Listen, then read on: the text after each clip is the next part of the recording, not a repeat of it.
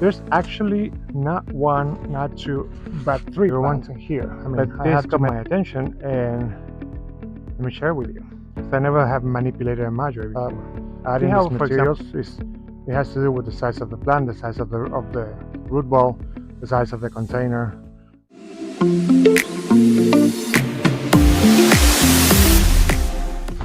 Hey, hello.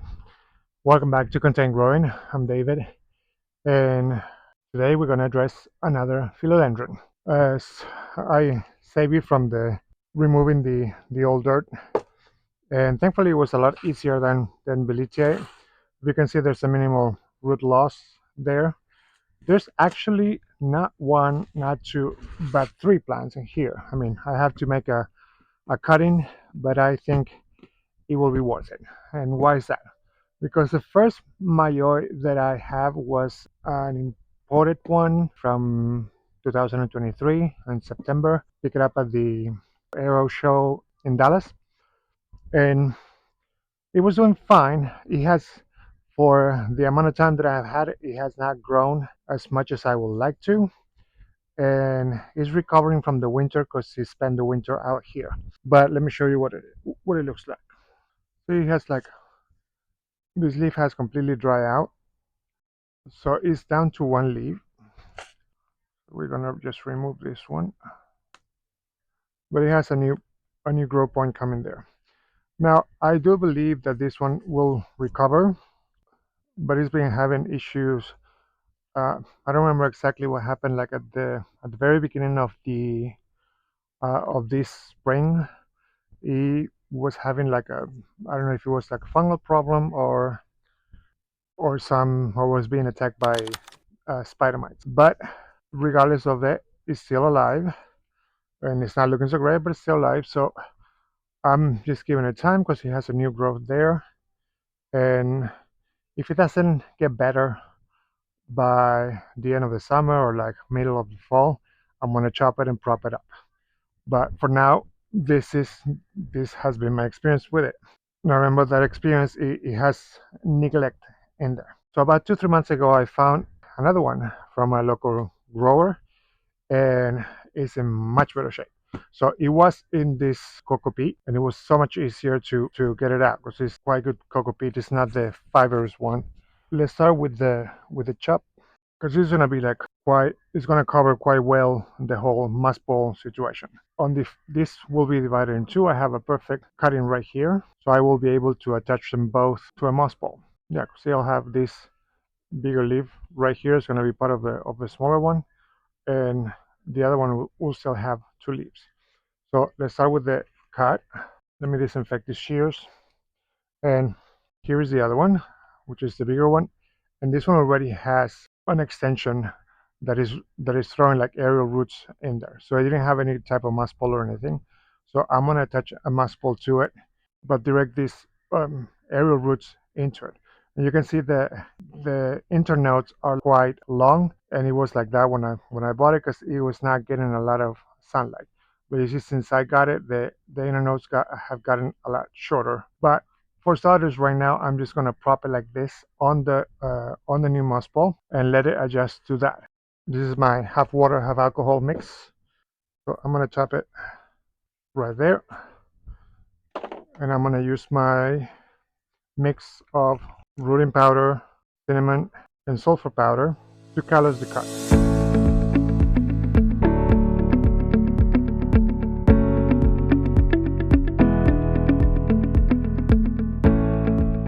So this is the moss ball that I have all ready to go. Now what I want to see is like this amount of roots are going to be too much for a 6-inch pot.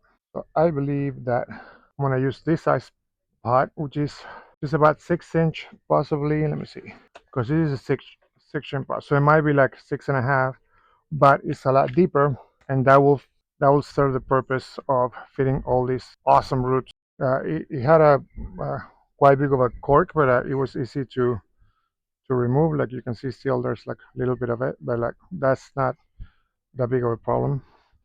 So I'm not gonna nitpick on that, and we're gonna proceed as I do in the others. Now be patient with me, because I have to think that this is the first of my videos that you watch. So watching the videos, all of my videos can get a little bit repetitive. First thing, first things first, I'm gonna measure that the length is right. So the measure right there is correct.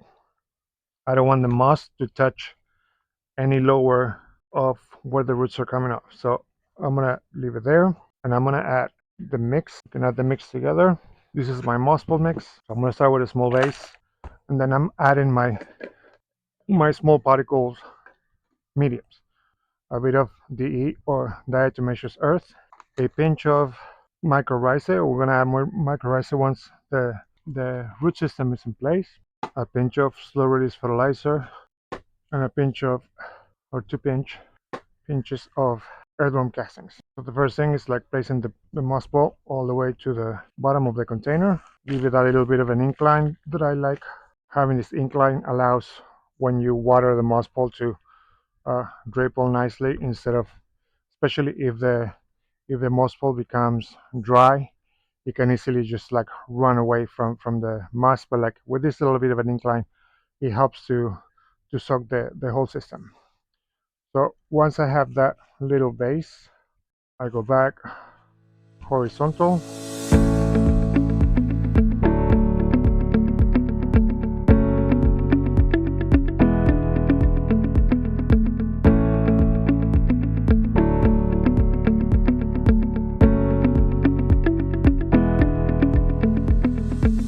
Thankfully, these aerial roots are short. So okay, this is an add-on, because I was gonna do this other Mayoi off camera, because you already saw me doing the bigger one.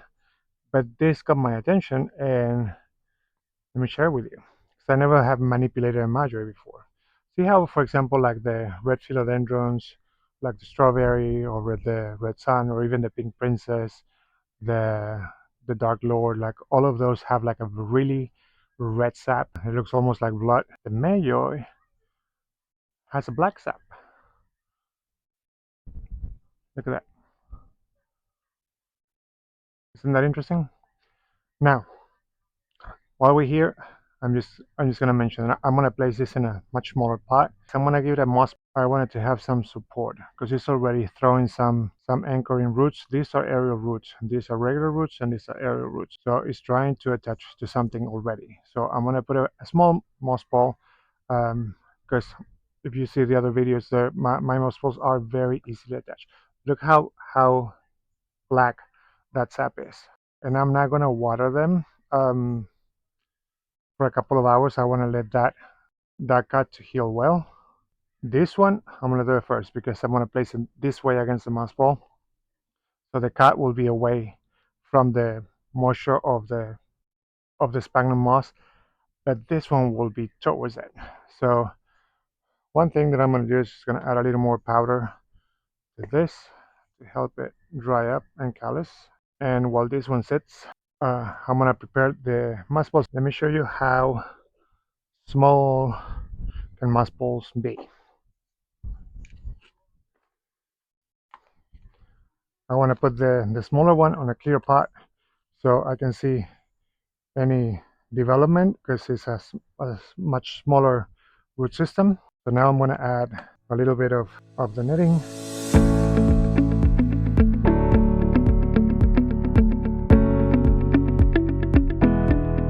Moss, but I'm going to have all the things that are growing in moss ball also in their own playlist. The philodendrons in their own playlist, monsteras in their own playlist, etc. So like in about the middle, I'll just add the strap.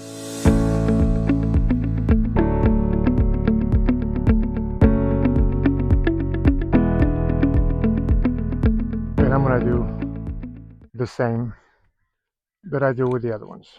A bit of a base in the back for the incline. And then on this case, the moss ball is not that large. I can feel the back of it before placing the plant in the pot. So then now, after I make room, I can just place the plant in there. And I get the thicker roots in there first, and add my smaller particles, DE, mycorrhizae, slow release, and earthworm castings. Now, if you notice, like I didn't add at the bottom and again towards the end because it's a small cup. So all of those things like to have in mind whenever you are adding these materials is it has to do with the size of the plant, the size of the root ball, the size of the container, and then adding your watering schedule and all that. It becomes part of what the formula is going to be for your plant. This is what works for me, and not even 100% of the time. So, but this is my approach to moss balls or aroids. Now, in the next video, in the video after that, I'm gonna share a fail approach to moss balls with a different type of backing. This is the other one. I'll I'll add a pad to it at the end. So that is it for that. So let's resume with the other one. So last couple of notes just to be thorough, because you saw me getting that moss ball on this particular setting. What I did for the massive root system that is here is basically concentrated in the middle. So when I put the base, I did the same old-fashioned setup, and then I put the roots, I did the powder, and then I put the soil, and then I put the finer ingredients on top, a lot of slapping to get the media well in between all those roots. That's why I apply at the end, and once I like low down a little bit, I put another bit of mix. Different things, like you have to be adaptable in those things. The other thing is, because the cut is right there and and this moss is being pre-moistened with also nutritious water, I don't want it to be touching that just yet. So I'm gonna leave it like this, and I'm gonna water them because the moss balls are already pre-soaked. I'm just gonna water the medium in the containers, and that's what you're gonna see after I finish the big one. I don't have to struggle with placing them through the moss. Now, if these area roots were longer, then the way that I will attach the pole will be different. So when that comes around, I'm going to show you in a different video how I get that done. But to make it easier now, because it's very top heavy, I'm going to add a strap on the top so it stays center. And I'm seeing another group point that is developing right here. Now these ones have to be monitored. I'm going to show you in 2 episodes. I'm going to show you what I'm talking about, because I'm going to do some resets and fill ups and possibly a chop and extend. And I'm going to talk about the what happens when the plant goes out of the moss ball, how to reset it. Okay, so now the placement is right. Now I have to just accommodate the root system into the pot. Usually I prefer to have the whole system in the front, but when it's this long, I just can wrap it up. I mean, the root system, once it grows, it will find any room in the pot to continue to grow. And that's what they do when they get long. They start getting around the pot. But if you see, I have plenty of room. And now I'm going to add the media behind in the pole behind. Usually I can do this with the before I place the plant, but because the root system being so large, I won't have that ability to do that easily. So what I'm going to do here is like I'm just going behind the root system and into the cavity of the moss ball and fill it up with the aero mix. So now that the back is full, I'm going to add first my powder mix. There hasn't been a significant amount of root breakage, but this is always a great guarantee. A little bit more of DE or diatomaceous earth, a bigger pinch of mycorrhizae, a bigger pinch of earthworm castings, and another pinch of slow release fertilizer. So that's just a guarantee because, again, this is one of the things that I'm going to repeat. I tend to give this at least a rinse every day or every other day due to the salt air that I'm receiving here, because that can dry out the leaves fast as well. So I like to have that slow release fertilizer there because I'm not doing that with nutritious water. I'm just doing that with regular water. So now I'm covering those roots that are behind the ball, and I'm gonna fill it up all the way. And you see this little fluctuation. I have to give a little tap so the soil gets in there well. Don't tap it too much, because otherwise all the small particles will like fall to the bottom, and then in 2 waterings they're going to be flushed out. Now to give it a little more stability, what I'll do here is like if I find anything that is chunkier, I'm gonna put it here as an extra support. Because I want I want an incline that is about 15%. I don't want to be like more than that, because then it's hard to like keep it stable. Now I'm gonna put it on the side. I'm gonna find a pot for it. I'm gonna set these two also on moss balls, and then I'm gonna water them all together so you can see that. But before I go, please subscribe. It means the world to me and doesn't cost you anything. Drop a like and share, comment, let me know what you think, and enjoy the watering and the after I shine the leaves, I will give it a good water. Hope you enjoy. Thank you so much for sticking around. Talk to you soon.